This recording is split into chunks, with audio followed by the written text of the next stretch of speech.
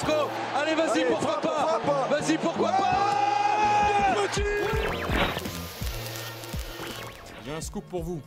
Penalty sur Ronny Lopez à la 151e. J'ai demandé pourquoi on n'est pas revenu sur la VAR, mais la VAR ne fonctionnait pas. Le Colombien qui a pris le dessus, il a réussi son dribble. Falcao, ouais, il est mort. Ce soir, je vais dire tout haut ce que tout le monde pense tout bas.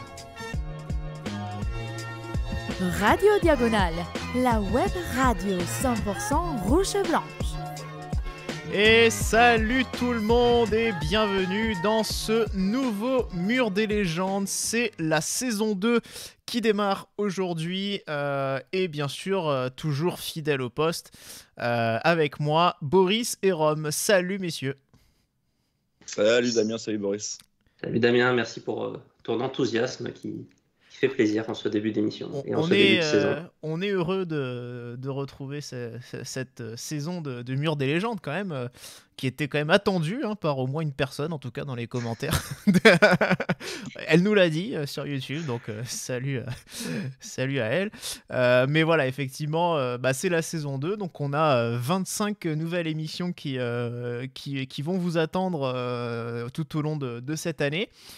Publication évidemment prévue pour les lundis, alors peut-être avec un peu plus de relâche parfois entre les émissions, ça dépendra un petit peu de l'actualité, du nombre de matchs aussi, donc voilà, mais en tout cas le planning vous pouvez bien sûr le retrouver sur Twitter, en tout cas l'ordre des émissions vous pouvez les retrouver sur notre Twitter, on a partagé une photo visuelle pour vous indiquer un petit peu l'ordre des émissions, et puis nouveauté en plus également cette saison, on va intégrer des entraîneurs, 2 entraîneurs exactement, et également un président de club, Jean-Louis Campora, pour ne pas le citer, qui interviendra d'ici 3 émissions.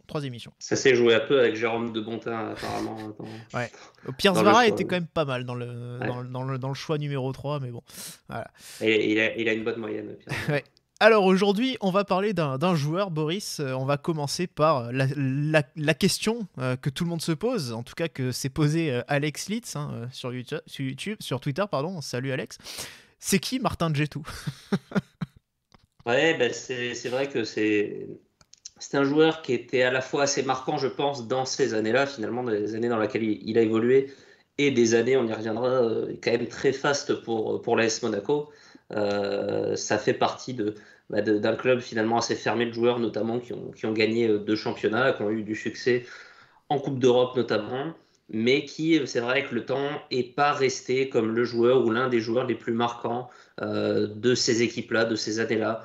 C'est pas le joueur qui vient forcément premier en tête dans les 4 ou 5 premiers qu'on pourrait citer de ces équipes. Donc voilà, c'est un joueur intéressant à revoir, je pense, aujourd'hui, à replacer un petit peu dans son contexte, pour qu'on ne se pose plus la question finalement de savoir qui était Martin Djetou. Ouais, Rob, c'était pas vraiment la star de l'équipe, c'était plutôt ce qu'on présentait comme un joueur de devoir, mais qui n'en était pas moins un pilier finalement, on le verra plus tard, mais de cette équipe, de ces équipes dans lesquelles il a joué. Ouais, déjà polyvalent, défenseur central, milieu défensif, gros abattage, pas le joueur le plus technique, c'est une certitude, très connu pour son volume musculaire, en particulier ses cuisses. La légende ne dit pas entre les cuisses, mais ça c'est un autre. C'est la première émission qu'on fait sur un joueur qui avait des plus grosses cuisses que Damien quand même. Donc, ouais. Ça marque. Ouais. Un palier dans l'histoire. On n'a pas encore fait d'émission sur le cyclisme en plus, donc. Après. À préciser que c'est pas pour les mêmes raisons. Celles de Martin Djetou sont musclées. Faut le préciser. Mais oui, donc un joueur marquant de la fin des années 90, puisqu'il va arriver en 96 et repartir au début des années 2000. Mais un joueur qui va jamais non plus réussir à vraiment franchir le cap. Et on y reviendra. Un joueur malheureux à de nombreuses reprises avec les Bleus en particulier. Ouais, effectivement, donc histoire aussi intéressante, mine de rien, que celle de Martin Djetou.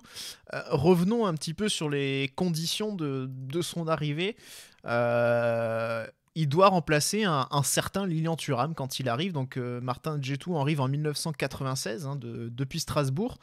où il avait notamment été finaliste de Coupe de France en 95. Il dispute 3 saisons, c'est un défenseur central.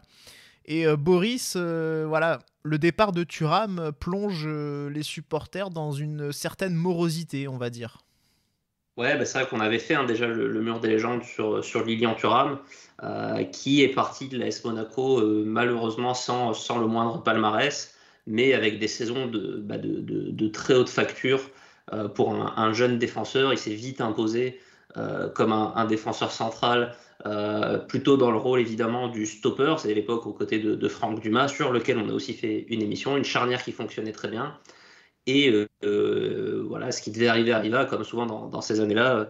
L'appel de l'étranger, la libéralisation avec l'ouverture, Larry Bosman notamment, et Lilian Thuram qui est parti à Parme en Italie. À l'époque, ça peut paraître bizarre aujourd'hui pour ceux qui découvrent le football, mais Parme qui était un très gros club à l'époque. Et du coup, Monaco qui cherche un profil de stopper plutôt dans le registre physique pour compléter la charnière avec Franck Dumas, qui lui était plutôt dans le registre du joueur un peu technique, un peu relanceur, organisateur depuis l'arrière. Et donc, c'est Martin Djetou qui est identifié, qui est recruté. Une valeur qui commence avec une valeur sûre aussi du championnat de France. Ouais. Et le contexte de son arrivée, Rob, on a une petite anecdote de Jackie Duguay-Pérou. Alors, Patrice demanderait c'est qui Jackie Duguay-Pérou, mais on est le 11 mai 95 et Monaco vient de coller une petite manita à Strasbourg, 5-1. Et en fait, Duguay-Pérou raconte que... je te laisse là, tu l'as entendu, Rob, si tu veux la raconter. Je l'ai entendu, mais je préfère que tu la racontes parce que je l'ai écouté quand même assez rapidement. D'accord. On va pas se mentir. Parce que on dirait que tu racontes pas très bien les blagues, donc c'est pour ça. Ouais, voilà. En fait, tout simplement, Djetou est resté en principauté pour signer ce contrat avec Monaco après ce match-là. Et Duguay-Pérou qui, lui, se pose pas la question de savoir qui est présent dans le bus au moment de repartir pour aller à l'aéroport. Et en fait, il se rend compte bien plus tard qu'il manque un joueur dans le bus. Et en fait, c'est ce joueur, donc c'était Martin Djetou qui n'était pas rentré avec eux. Monaco, du coup, qui avait fait une belle offre, qui était importante financièrement pour un club comme Strasbourg, puisque on sait que ça a été aussi une des stratégies de Campora. On y reviendra dans son émission, mais d'arroser un petit peu les clubs français pour leur prendre leurs meilleurs éléments. Mais aussi les belles offres pour les milieux défensifs de Strasbourg, ça s'est poursuivi aussi ces dernières années. Exactement. En tout cas, exactement. En tout cas, il arrive à Strasbourg, de Strasbourg pour 18 millions de francs à l'époque. Donc c'est quand même une jolie somme pour le club alsacien. Et Boris, on peut rappeler qu'au moment où il arrive, il sort aussi d'un tournoi sur les Jeux Olympiques d'Atlanta, notamment en 96, avec l'équipe de France, qui était notamment coaché par un certain Raymond Lascience.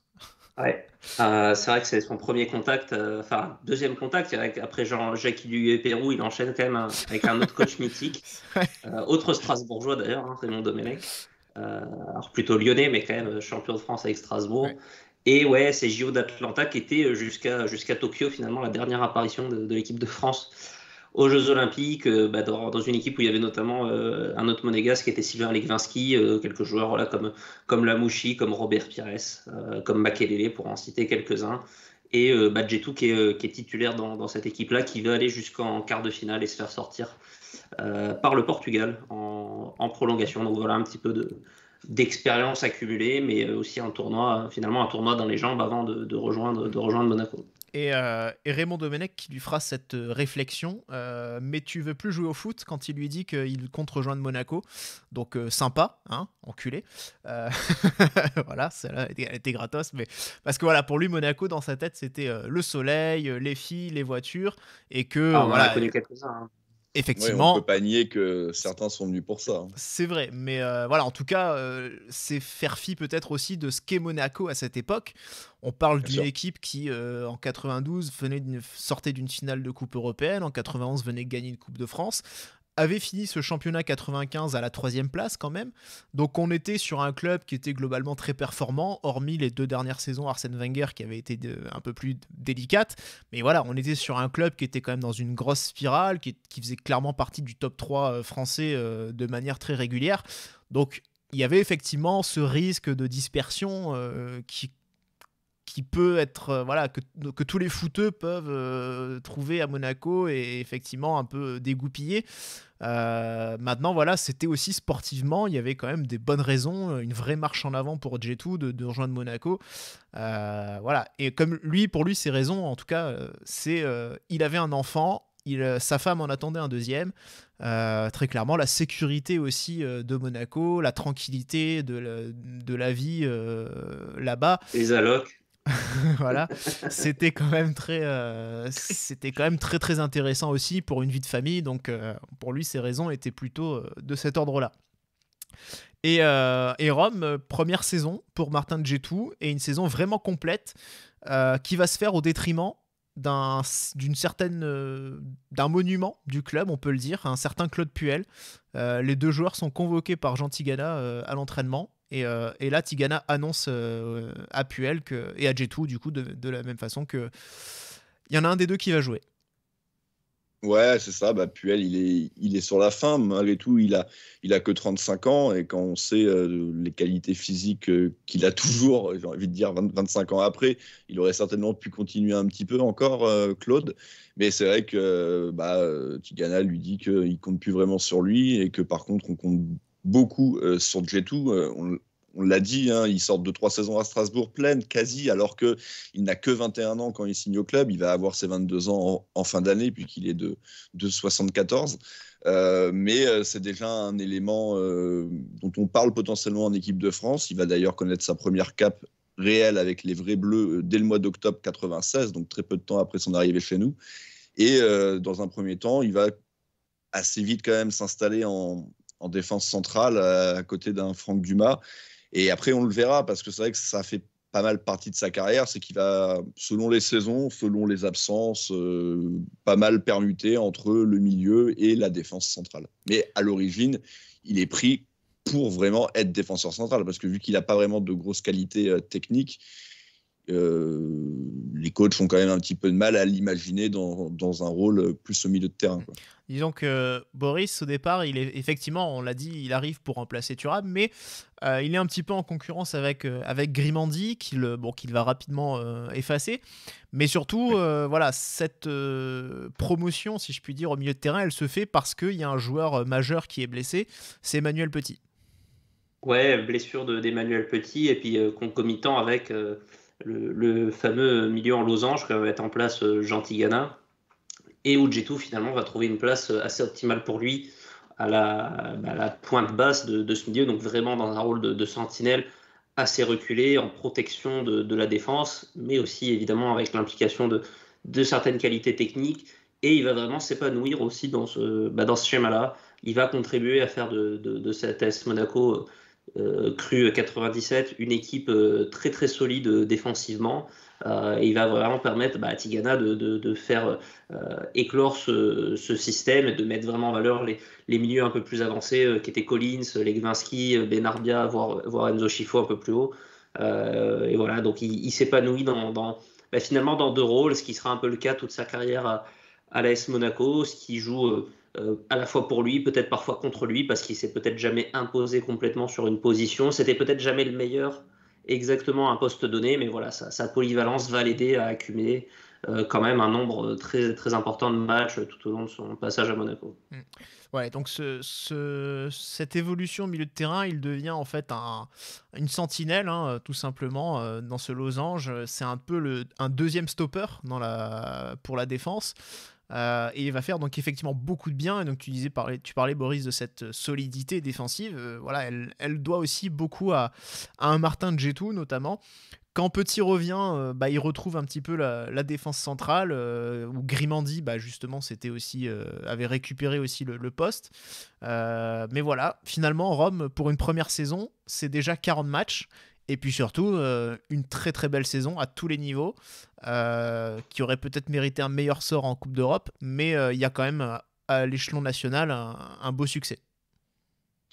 Collectivement, je pense que pour beaucoup de suiveurs du club, c'est une des plus belles saisons. En tout cas, c'est une des plus belles équipes, avec, comme vous l'avez bien dit, ce fameux losange, ce duo d'attaquants Anderson, Ikpeba, Thierry Henry qui commence un petit peu quand même à pointer le bout de son nez.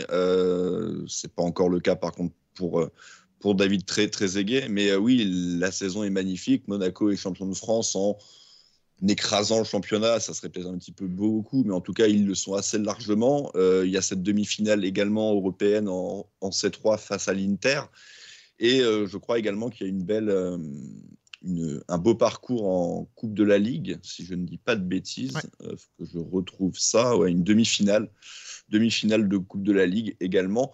Donc ouais, c'est une saison d'un côté complète, mais d'un autre côté qui représente bien également le club sur oui, c'est bien, on est champion, mais il y avait moyen de faire plus. Et c'est un peu le sentiment qu'on a eu souvent quand même à Monaco. 2017, on est un des meilleurs exemples où tu es champion exceptionnel avec 95 points, mais tu n'es pas capable d'aller prendre une petite coupe en plus à côté, alors que tu en avais largement les moyens. Ouais, à ce moment-là, il y avait, comme en 2017, une vraie... un autre enjeu, c'était la Coupe d'Europe où Monaco a quand même atteint les demi-finales face à l'Inter. Ce match retour, cette confrontation où le sentiment de vol était plus omniprésent que jamais. Martin Djetou marque un but d'ailleurs refusé sur le match retour. Donc voilà, mais bon, effectivement, c'est dommage parce qu'il en marque pas souvent. Il en marquera pas beaucoup effectivement dans sa carrière d'une manière générale. À Monaco seulement 3, ce qui est toujours plus que Fofana pour l'instant. C'est vrai. Ouais. Mais bon voilà, en tout cas 40 matchs pour lui, c'est une saison très très complète pour sa première année, on le rappelle, il arrive, il a 21 ans et déjà 10 matchs européens, c'est quand même signe que Martin Djetou s'est très rapidement imposé comme un des pilier de cette équipe en fin de compte. Et la saison suivante, Boris, ce sera la saison de la confirmation. Ouais, saison 97-98 qui est alors pas aussi bonne évidemment pour l'AS Monaco, mais qui reste une saison très solide à la suite de ce titre, puisque Monaco va terminer 3e en championnat derrière les mastodontes de Lens et de Metz, et qui va en plus avoir une très beau parcours. Très beau parcours en Ligue des Champions, demi-finale, en sortant notamment, on avait fait ce match dans une émission Manchester United, et puis en butant à nouveau sur la Juventus, avec à nouveau des petits regrets au niveau de tout ce qui s'agit corps arbitral, on va dire. Mais voilà, Djetou qui s'impose à nouveau à l'AS Monaco, que ce soit milieu, que ce soit... Alors, Manu Petit est parti, donc il joue quand même, il me semble, un peu plus au milieu de terrain. Là, il s'est vraiment imposé au milieu de terrain cette saison. Il y a un certain Philippe Christenval qui petit à petit commence à pointer le bout de son nez. Et un Kondjik aussi à côté de Franck Dumas, qui est devenu aussi un titulaire quasiment. Il y a plus d'options, on va dire, derrière. Diawara ou Domoro? Non, ça, c'est plus tard. Domoro, en tout cas, c'est plus tard. Diawara est là cette saison-là, il joue plus. Diawara, en 98 contre la Juve dans la défense à 5, pour moi, oublié, oui. C'est pour ça que. Ouais, justement, ce match. Alors, je sais pas si tu parles du match aller ou match retour, mais sur le match retour, justement, voilà, Djetou, ils ont pris 4-1 à l'aller, et lui le dit, face à Zidane, j'ai perdu mon duel. Face à lui, quoi, très clairement. Zidane avait quand même fait... Ça arrivera à d'autres. Ouais, ce sera pas le premier ni le dernier. Mais bon, on sait que Zidane obtient un penalty litigieux aussi à ce moment-là. Mais Djetou raconte en tout cas avant le match retour que il est blessé à l'entraînement. Il a entorse au genou et à la cheville, donc 2 blessures. Les scanners le confirmeront. Et en fait, en étant blessé, l'équipe écrit que Djetou abandonnait son équipe.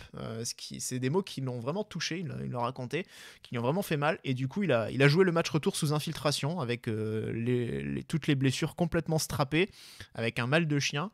Mais étonnamment, il a fait un vrai bon match. Et d'ailleurs, comme il était annoncé forfait, il raconte que quand Zidane et Davids l'ont vu sortir du vestiaire, ils ont baissé la tête. Il a vu dans leurs yeux qu'ils étaient vraiment dégoûté de le voir sur le terrain. Ça, c'est lui qui le raconte. Oui, c'est lui qui le raconte, alors Parce que c'est sa parole. Davids qui baisse la tête, je suis pas sûr. Mais... Ah merde, il y a J2. Écoute, en tout cas... pas trop le profil, mais bon...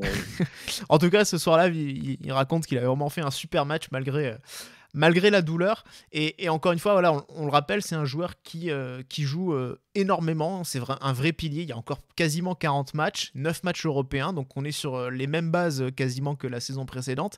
Et là où il prend de l'importance, c'est aussi par rapport à ses coéquipiers, parce que un Benarbia ou un Tigana lui disait, en gros, si on voit que tu gagnes ton premier duel de la soirée, du match, on voit si t'es dedans ou pas, et si t'es là, ou si t'es pas là, on va pas espérer grand chose. Et Tigana lui disait un peu pareil, c'est toi qui détermine si on gagne ou pas.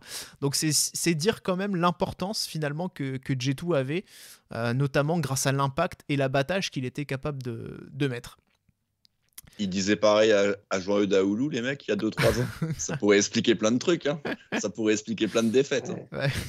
On lui demandait s'il était capable de déterminer le sort d'une rencontre. À Olo, il répond non, ça va. Non, ça va, ouais. On arrive à cette saison. Mais... Ouais. Je pense qu'à la fin de cette saison, il s'est passé un petit truc quand même. Voilà, c'est exactement ce que j'allais dire. On arrive à cette saison, Monaco finit 3e, ça reste quand même une belle saison avec une demi de Ligue des Champions. Et J2, qui a fait ses débuts en équipe nationale en 96, a une vraie possibilité, Rome, de se retrouver en équipe de France et au mondial à domicile. Mais voilà, il y a cette fameuse histoire des bannis. Il a une vraie chance. Après... J2 en tout, il va avoir 6 sélections en équipe de France en 4 ans.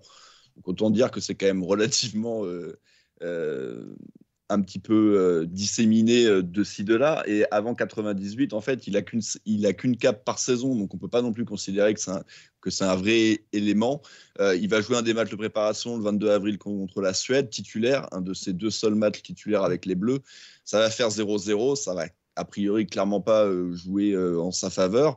Et il va faire partie, de cette fameuse liste de 6, tant critiquée ou pas. Est-ce que c'était une bonne chose de faire ce choix pour Jacquet? C'est forcément compliqué. En tout cas, ce qu'on sait, c'est que ceux des 6, ils ont chacun vécu différemment la chose. On a un autre, futur monégasque qui en faisait partie, c'est Sabri Lamouchi.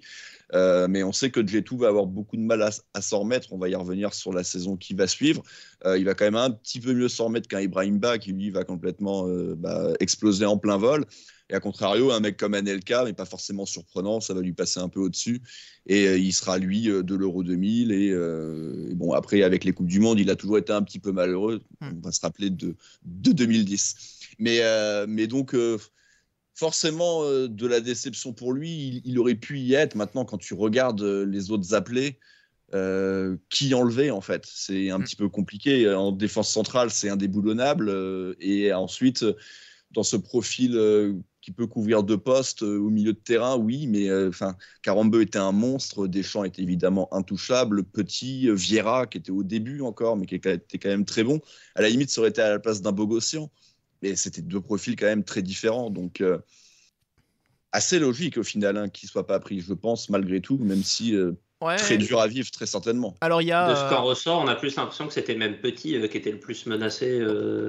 T'imagines si on n'avait pas eu Petit? C'est vrai, quand tu rétrospectivement, ça peut paraître rétrospectivement, la chanson, tu vois, il faut lui trouver tu vois, le refrain, il changeait à et 1, et 2, et 2, 0. C'est plus pareil, quoi. Il n'y aurait peut-être pas eu la finale, surtout. Peut-être pas. Mais c'est vrai que ce qui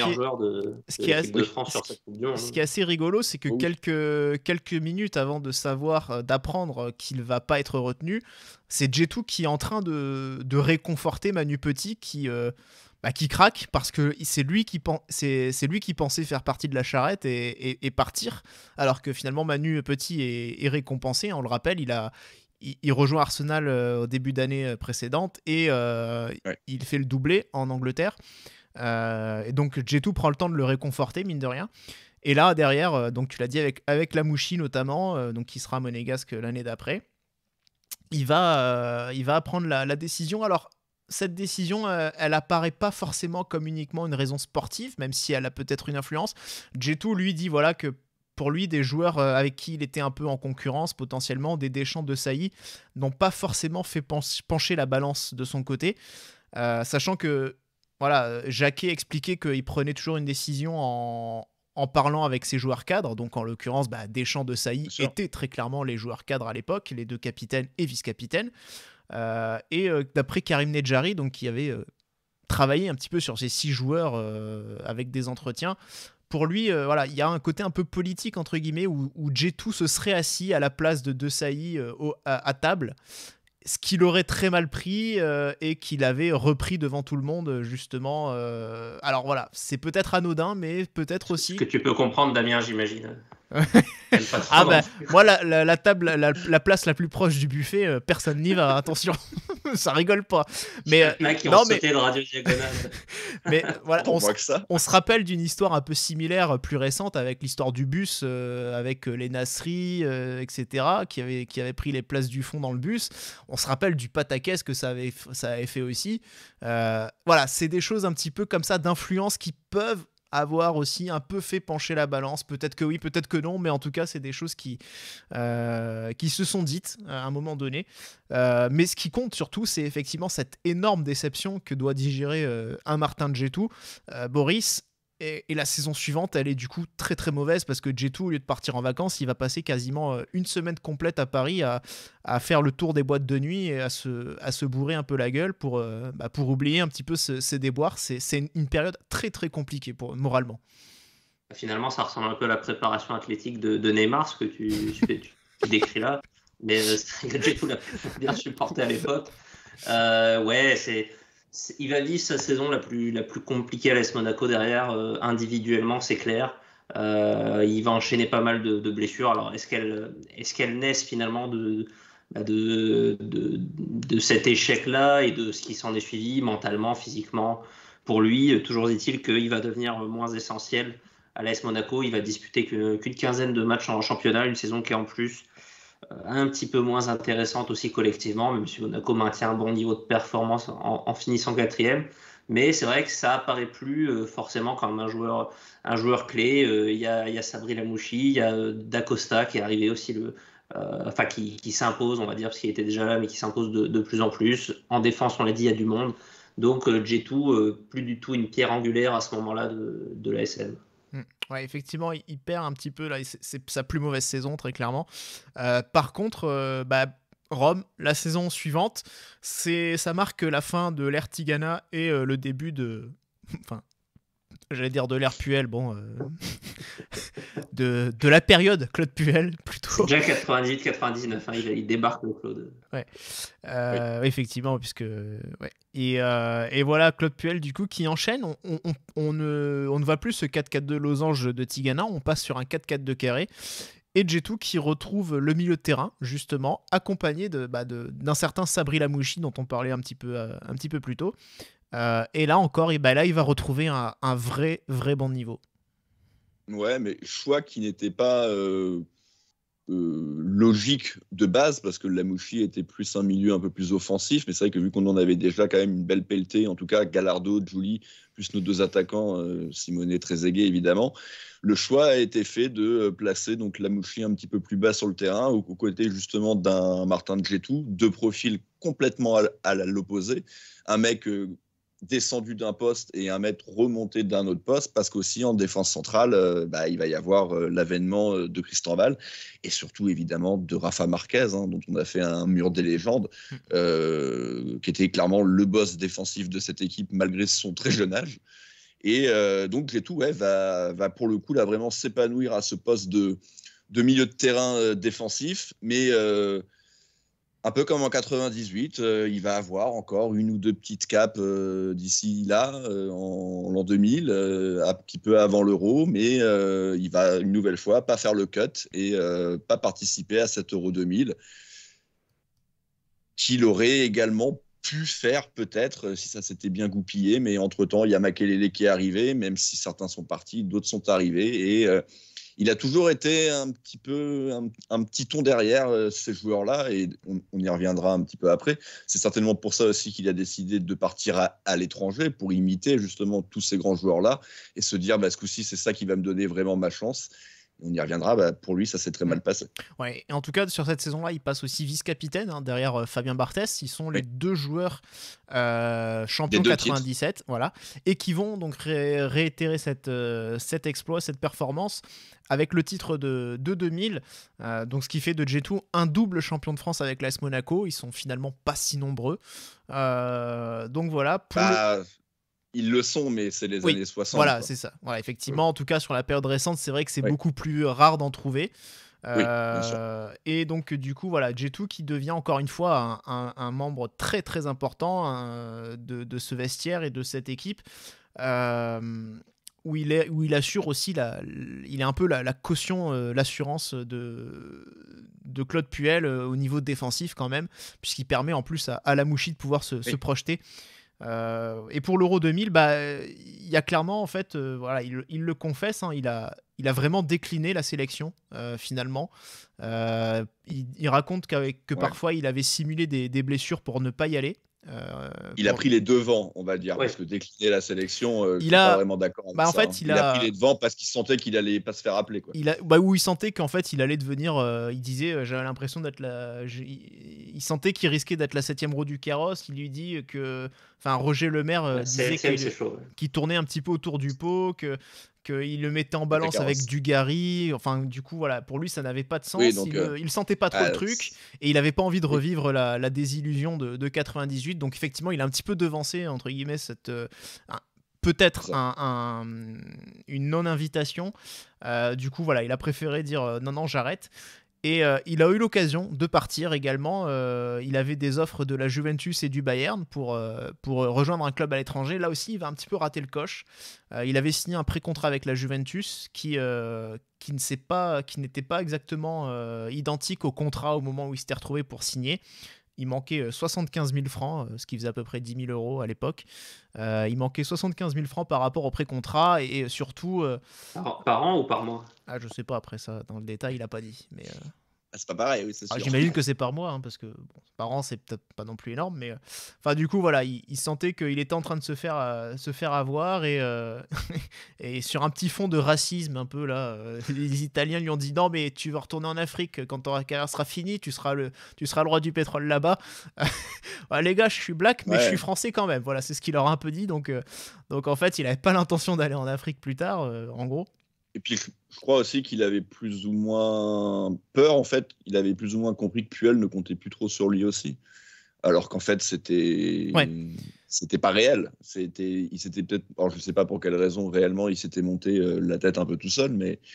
Parce que pour moi, cette histoire-là de la Juve, je crois que c'est l'été 99, et pas l'été 2000. Donc, c'est l'année avant le titre. Ouais, il y a un petit pré-contrat avant. Puel n'était pas là depuis longtemps. Donc, il avait peur que Puel ne compte pas sur lui. Et finalement, ça a été tout l'inverse. Et puis, le Bayern, apparemment, ce serait, d'après lui, une histoire d'agent. Il pensait être représenté par un autre agent. Et là, on lui a parlé il parle que c'est Ranko Stojic qui arrive. Et le Bayern refusait tout simplement de travailler avec lui dès qu'ils l'ont vu arriver. Ils se sont dit, on ne bosse pas. Alors, monsieur Stojic, on ne bosse pas avec ce monsieur-là. Bonne continuation. Merci, monsieur, dame. Au revoir. Et du coup, il est resté une année de plus. J'avoue que rien que le blast de l'agent, là, tu te dis, ça sent pas bon l'affaire. Donc voilà, il arrive sur la saison, la deuxième, dernière saison avec Puel en 2001. Là, on a eu des départs importants, hein, notamment un Trezeguet, voilà. Comme 97, c'est vrai qu'à chaque fois qu'on est champion, de toute façon, derrière, c'est compliqué. Et derrière, la saison, pour le coup, par contre, elle est vraiment compliquée. Oui, les résultats sont pas bons. J2, il est dans sa 5e saison. Il est un petit peu, un peu moins dans le coup aussi, très clairement. Il alterne. Il est capitaine, il est passé capitaine. Il alterne un peu plus entre la défense centrale et le milieu de terrain. Donc peut-être un peu moins. Il arrive un peu moins à se fixer. Mais voilà. Arrive donc la fin de la saison 2001. Il a le bon de sortie logique après 5 ans de bons et loyaux services, surtout qu'un peu poussé un peu poussé dehors par Deschamps, très clairement, qui vient d'arriver au poste d'entraîneur, qui arrive avec une myriade de grands joueurs, on va pas se mentir, Nyarko, Domoro, tous des grands noms qui ont fait la renommée derrière de l'ASM. Et là, deux options se présentaient à lui, Parme et Barcelone. Alors Barcelone, lui, le problème, c'est qu'il voit que les Français ne réussissent pas là-bas. Et Parme qui dit on va s'aligner sur l'offre de Barcelone, puisqu'il avait une offre de Barcelone en bonne et due forme. Parme qui décide de s'aligner et même de faire une petite rallonge. Et à l'époque de la Juventus, il s'était dit non, je veux plus négocier avec le club italien. Et puis là, il s'est dit allez, peut-être que je peux revenir sur ça. Et sauf qu'en fait, il aurait peut-être bien dû rester sur cette ligne de conduite parce que l'épisode de Parme derrière va pas être une grande réussite. Il a dû avoir peur de se faire prendre pour un jambon. Ouais. Mais ouais, il va pas à Barcelone. Par contre, c'est son compère Cristóbal qui va y aller. Et pour le coup, on peut pas donner tort à Djetou. Ça se passe pas très bien pour les Français à Barcelone. Du moins encore à l'époque. Ça a un petit peu changé depuis. Mais il y avait eu qui, oui, à cette époque-là? C'est Emmanuel Petit aussi, ouais, qui fait pas. Il y avait eu Dugarry. Ouais. Il y avait eu Dugarry, il y avait eu Petit, il y avait eu Blanc. Blanc, c'est pas si catastrophique, mais bon. Mais c'est vrai que quand tu penses français à Barcelone, il a fallu attendre Abidal, Juli, Thierry Henry, même c'est pas si mal que ça. Plus que même Griezmann dernièrement, ça n'a pas été, été bon. Donc c'est vrai qu'on a un peu de mal avec ce club. Et il choisit Parme et ironie du sort, il y remplace une nouvelle fois Lilian Thuram, qui part pour la Juve. Et donc du coup, voilà, il se retrouve à Parme pour remplacer celui qu'il avait déjà remplacé. À Monaco, mais sauf par que... contre, il n'aura jamais remplacé en bleu. C'est ça, sauf qu'autant il a remplacé, il a fait oublier Thuram à Monaco, à Parme par contre, il n'a jamais fait oublier Thuram, avec des histoires un petit peu difficiles, des problèmes d'argent, un peu de malhonnêteté du côté parmesan, miam miam. Voilà, donc... une fin de carrière difficile au final pour Martin Djetou, qui aura vécu en fin de compte ses plus belles années à l'AS Monaco. Si on se penche un petit peu sur les statistiques, Rome, on a 5 saisons en tout et presque 200 matchs, pas vraiment. Voilà. T'es un peu marseillais quand même. Presque. Presque 200 matchs. Il en manque 33. 167. Ça fait une saison quoi. C'est un peu la saison qu'il a raté. Presque 200 matchs. Ouais. Non, mais oui, 167 matchs. Il en a 32 en compétition européenne, ce qui le classe un petit peu derrière le top 10. Ouais, dans le top 15. Le 10e est à 33. Ouais. Seulement 3 buts. Bon, c'est évidemment très très peu, mais c'était clairement pas ses qualités premières. Mais le plus important là-dedans, c'est les 2 championnats de France et puis le petit 3e trophée, le petit trophée des champions. De 97, bon, non, c'est bien 2000. De 2000, oui, pardon. 97, il le joue pas. C'est ça, 97, il le joue pas. Donc, qui vient s'ajouter à son palmarès. Mais en tout cas, clairement, on l'a bien dit, c'est 2 fois champion de France et c'est sorti des mecs des années 60, plutôt une rareté à Monaco, étant donné que nos titres sont souvent espacés de 4, 5, voire 6 saisons. Ouais, ou 17. 17, évidemment, là c'est quasi mission impossible. Seul Jean-Luc Ettori aurait pu, vu qu'il est resté 18 ans au club, ça aurait été le seul qui aurait pu faire un tel grand écart. On verra, de 2017, il reste que de Djibril. On y a un tout petit peu cru l'année dernière, vaguement, mais on y a un poil cru. Cette année, ça semble bien compliqué, et on verra. Peut-être que Sidibé viendra s'ajouter à cette liste, mais en tout cas, il n'y a plus que lui, à moins qu'il y en ait un qui revienne. Le retour d'Mbappé. Non, voilà. Bernardo. Ouais, c'est ça. Oui, Bernardo était à 2 doigts de signer, ça. C'est ça. En tout cas, en fait, il joue d'ailleurs à City. Bakayoko va peut-être être reprêté. Et c'est vrai qu'il y a Bakayoko. Il aura signé ses prêts en Italie. En tout cas, est-ce que Martin Djetou mérite de figurer sur le mur des légendes? On peut regarder. C'est 3 votes sur 4. C'est un non. Voilà. Même nos spectateurs, nos auditeurs ont voté non à 56%. Il faut dire que là, on a un petit peu changé notre vote cette année. En tout cas, notre système, on a renoncé plus sévère. 11 sondages Twitter. Effectivement, c'est un peu plus sévère. J'aime à dire que ils sont un peu plus, ceux qui ont voté sont un peu plus sélectifs ou peut-être un peu plus informés, peut-être, je ne sais pas. Sauf toi, visiblement, vu que tu l'as mis. Bon, après... Chacun a son avis, mais voilà. En tout cas, effectivement, je suis le seul à l'avoir mis. Je peux justifier ce choix. Alors, c'est vrai qu'en termes de longévité, il y a quand même presque un peu plus de 150 matchs, pardon. Il a failli recommencer. Il y a quand même 5 saisons en tout cas. En termes de palmarès, on est quand même sur 2 titres majeurs. La légende, alors effectivement, c'est vrai que la question qui fait un peu mal, c'est le c'est qui Martin Djetou. Celle-là, c'est vrai qu'on peut se dire, bon, finalement, c'est vrai que c'est un joueur qui était un peu en retrait sur les titres à chaque fois, que ce soit par rapport à des Benarbia, que ce soit par rapport à des Franck Dumas, ou des Barthès, ou des Trezeguet ensuite, ou Simone Gallardo. Forcément, il était un peu plus en retrait et pourtant ô combien important quand même.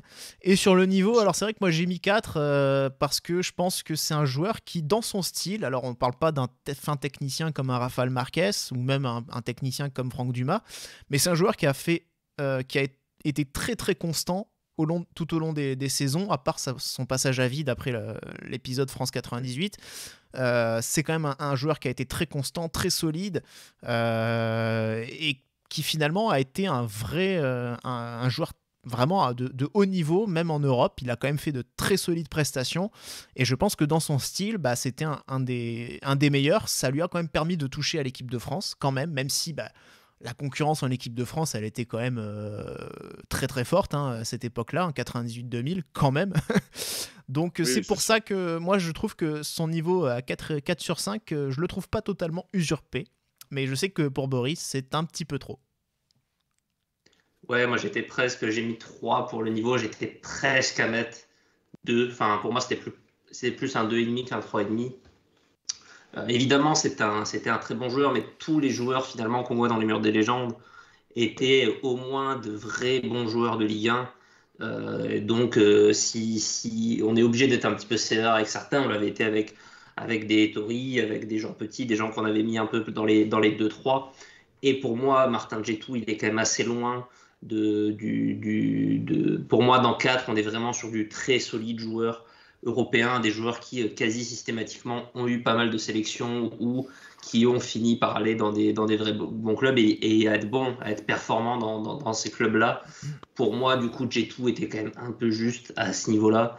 Vrai joueur très solide de Ligue 1, c'est sûr, qui s'est très bien intégré dans des équipes qui tournaient très bien et qui a sûrement aidé à les faire tourner très bien, mais pour moi, on n'est quand même pas dans ce niveau-là par rapport à la qualité de joueurs qu'on a pu avoir dans l'histoire de l'AS Monaco, tout simplement. Même, et c'est vrai qu'on note un peu plus sévère souvent sur les défenseurs, parce que c'est des joueurs un peu moins forts techniquement, évidemment, mais je peux pas le mettre ne serait-ce que dans la catégorie d'un Rafa Marquez, par exemple, dont on a déjà parlé. Pour moi, je suis plus proche de le mettre plus proche d'un Franck Dumas que d'un Rafa Marquez, par exemple. Il est plus dans ce groupe de joueurs-là, tout simplement. Rome, de ton côté? Oui, non, je n'ai pas grand-chose à ajouter. Pour prendre un terme un peu basket, c'est un role-player, quoi. C'est un très bon role-player, c'est un mec important sur le terrain, dans son registre, mais ça ne sera jamais un mec autour duquel tu peux construire une équipe et même construire vraiment un plan de jeu. Donc oui, je sais ce que tu vas me dire. On disait, mais c'est celui qu'on mettait au final toujours en premier sur la feuille. Un peu comme Claude Puel. On a lu la même chose. Comme un Claude Puel. Claude Puel, à qui on a mis 2 en talent. Donc, Attends, et l'émission elle tombe après. Dis pas tout là. Je vais mettre 2 en talent. Oh là là, mais voilà, l'autre il lâche tout là. T'es monté jusqu'à 2, ah putain. T'as été joué. À 2 max. T'as été généreux. Non, mais donc voilà. Enfin. Malgré tout, moi, j'étais plus entre le 3 et le 4. Mais en fait, pour avoir regardé également les autres émissions qu'on a pu faire, j'avais quand même du mal à le mettre 4 parce que même si on parle de ce que les joueurs ont fait au club, tu ne peux pas t'empêcher dans le coin de ta tête de te dire aussi est-ce que vraiment derrière ça a confirmé? Est-ce qu'il y a eu vraiment l'équipe de France? Et en fait, non, oui, il y a 6 sélections. Mais encore une fois, elles sont réparties sur 5 saisons. Donc, t'as l'impression qu'en fait c'est quand il manquait quelqu'un qu'il était appelé parce qu'il y avait un blessé, parce qu'il y avait un truc, en plus il est que 2 fois titulaire, donc du mal à le monter plus, mais 3 c'est quand même déjà pas mal, hein. En tout cas, Martin Djetou du coup ne rejoint pas le mur que du coup vous pouvez voir. Cette fois, je n'oublie pas Rome puisque du coup je l'ai sous les yeux maintenant le plan de l'émission, donc là c'est bon. Oui. Et donc la Legacy, non, tu veux pas revenir sur la Legacy? Alors, la Legacy, je crois que la question résume un peu tout. Après, c'est Boris qui a noté le plus sévèrement sur ça, hein, mais. Bah ouais, parce que moi, c'est un peu ce qu'on a à chaque émission. Moi, je prends finalement en compte beaucoup ce que les gens ont retenu, parce que je juge que j'ai noté finalement la valeur objective du joueur dans les autres critères, et c'est plus qu'est-ce qui est resté, pas que chez moi, mais au global. Et c'est vrai que c'est un joueur, je pense quand même que la plupart des gens, le nom dit quelque chose, ils arrivent à le resituer dans le temps et même dans l'espace sur le terrain. Mais alors moi, j'ai beaucoup bossé évidemment sur le titre de 2000. Objectivement, il arrive, si tu les classes un peu par ordre d'importance des joueurs, il arrive en 9, 10e position. Objectivement, Martin Djetou sur ce titre de 2000. Ah si, Un peu loin quand même. Non, je te garantis, je peux te les faire. Ah, Mais, ouais, Barthez, il a joué 22 Sagnol, matchs en Marquez, championnat. Simone, Trezeguet, Gallardo, Les 4 Djouli, offensifs, Lamouchi, Tristan Val, Marquez, Sagnol, Barthez, Barthez. tous devant. Objectivement, dans ce que les gens se souviennent de cette équipe. Il arrive, moi je le mets 10e, tu vois, enfin je le fais un peu au débeauté comme ça, mais il arrive dans ces eaux-là, quoi. Il arrive vraiment deuxième partie de top 10. C'est le Bakayoko de 2017. Ouais, c'est. Ah bah si c'est le Bakayoko, je l'enlève de mon mur. Hein. Tu fais un parallèle 2017, c'est plus Sidibé ou Bakayoko, effectivement, que Bernardo ou Falcao. Sur le titre de 97, mais que évidemment j'ai moins suivi, il est sûrement un peu plus important, mais c'est un titre qui est aussi plus loin dans les mémoires, donc il est un peu plus oublié. Et c'est con, mais quand tu cherches Djetou aujourd'hui, tu fais des recherches sur Internet, quasi systématiquement, ce qui revient, c'est cette histoire de 98, quoi. Tu trouves très peu d'infos sur. Ouais. Mais sur ça reste, quoi, mine de rien, il est quand même très identifié aussi Monaco. Et voilà, même s'il n'a pas été formé au club. Ce que je voulais dire, pourquoi moi j'en ai mis 3 et pas 2, parce qu'à la base je voulais mettre 2 en Legacy.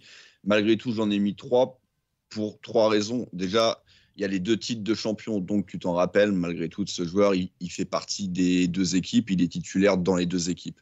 Deuxièmement, on s'en rappelle, et tu viens bien de le dire, Boris, parce qu'il fait partie, et c'est triste pour lui, mais de ces 6 de 98, donc le nom de Djetou, on s'en rappelle.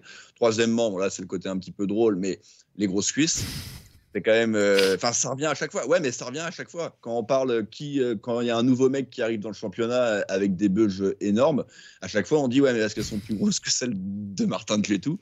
Et enfin, le dernier point, et c'est pour ça que je suis monté à 3, contrairement à d'autres joueurs qu'on a pu faire avec des carrières bien supérieures, pour le coup, lui, Djetou, il est associé qu'à un club, c'est à Monaco. Alors, les Strasbourgeois diront peut-être qu'il est un petit peu associé à leur club aussi, mais il était très, très jeune. Et pour le coup, Djetou, c'est Monaco et c'est rien d'autre. Vu que derrière, que ce soit à Fulham, à Parme, et après, je ne sais même plus où il a fini, le pauvre. Je crois qu'il est passé par Nice. À Nice, il est passé par Nice. Ah bah, le pauvre, oui. Alors, le pauvre doublement. Donc, il est associé évidemment à Monaco. Et c'est pour ça que je suis remonté à 3 étoiles parce que c'est un vrai mec de Monaco. Enfin, associé au club. Il lui manque peut-être aussi le fait de ne pas avoir été formé au club, mine de rien. En tout cas, ça aurait peut-être pu l'aider dans les mémoires aussi, de se dire ah tiens, c'est un produit du centre de formation, un peu comme Thuram ou Tristan Val, justement. J'ai l'impression que Tristan Val, alors qu'objectivement, on pourrait questionner le bilan à Monaco des 2 et on pourrait dire que celui de Djetou est supérieur. Oui. J'ai l'impression que Tristan Val est plus... et pourtant, Tristan Val qui a encore moins fait après, quoi. J'ai l'impression où ça se vaut, quoi. Et j'ai l'impression que Tristan Val est mieux... on se souvient plus et mieux de lui à Monaco. C'est peut-être qu'une impression, hein, mais... Ouais, déjà, il a pas rejoint Marseille, Djetou. Ah voilà, ça y est, je vais me prendre les haters marseillais là sur la gueule, ça va être terrible. Ouais. Non, mais arrête. Enfin bon, voilà. Du coup, le mur, c'est toujours Lucien Kossou qui était le dernier entrant hein, de la saison dernière. Vous le voyez sous vos yeux. Donc voilà, bon, je pense que quand même, on va réussir à le compléter avec les joueurs qui seront présentés tout au long de cette saison 2. Prochain rendez-vous, du coup, lundi prochain, ce sera un joueur monégasque, vraiment de nationalité. Il n'y en aura pas beaucoup, ce sera le seul, de toute façon. Voilà, en fait. Il n'y en aura qu'un. Hein. Mais voilà, un joueur avec un nom qui vous dira peut-être pas grand-chose, Armand Forquerio. Donc voilà, on va un petit peu revenir sur ce joueur qui finalement est assez méconnu du grand public. Donc ce sera l'occasion de vous faire découvrir. Terrible. Voilà, de vous faire découvrir ce joueur. Merci à tous les deux. pour cette émission.